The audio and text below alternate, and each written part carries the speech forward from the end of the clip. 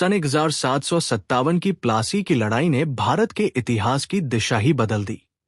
East India company, जो कभी व्यापार करने आई थी, अब भारत में अपनी हुकूमत का सपना देखने लगी थी।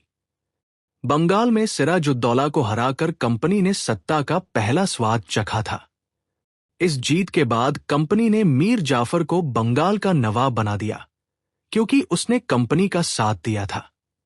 लेकिन मीर जाफर भी जब कंपनी के लालच को पूरा नहीं कर पाया, तो उसे हटाकर लाया गया मीर कासिम, एक चालाक और महत्वाकांक्षी शासक।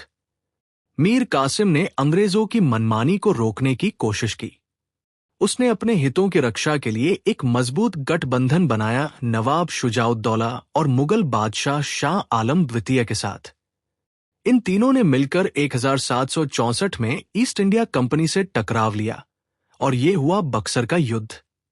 लेकिन दुर्भाग्यवश इस युद्ध में भी जीत अंग्रेजों की हुई। अब अंग्रेजों के पास सिर्फ बंदूक नहीं थी, अब उनके पास एक और हथियार था, दीवानी अधिकार। यानी अब वे बंगाल, बिहार और उड़ीसा में कर, टैक्स वसूल सकते थे। पैसा उनका, सत्ता उनकी और जनता लाचार।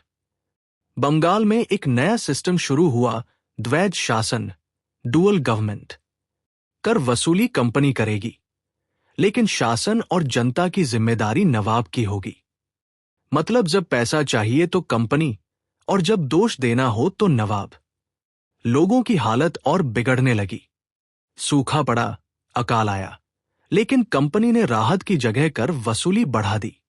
आम जनता भूखी मर रही थी, लेकिन कंपनी की तिजोरी भरती जा रही थी।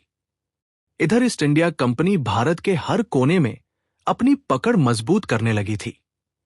जहां कहीं दो राजाओं में झगड़ा होता, वहां कंपनी मध्यस्थ बनती, लेकिन हमेशा जीत उसी की होती।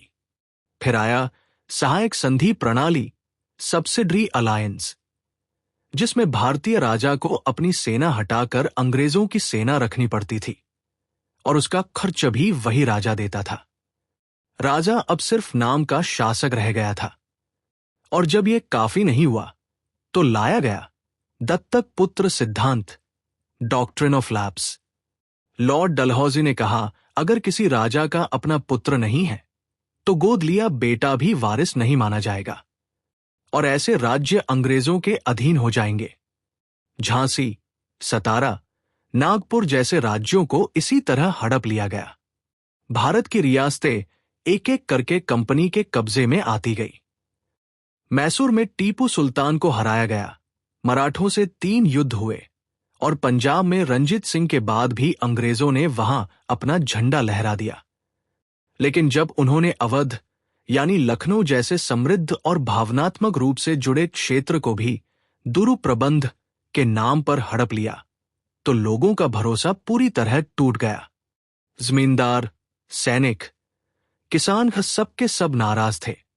बर्ताव अपमानजनक था, संस्कृति को रौंदा जा रहा था, और देश की आत्मा आहत हो चुकी थी। भारत अब एक शांत ज्वालामुखी बन चुका था, जो जल्दी ही फटने वाला था। और वही धमाका था 1857 की पहली स्वतंत्रता की क्रांति।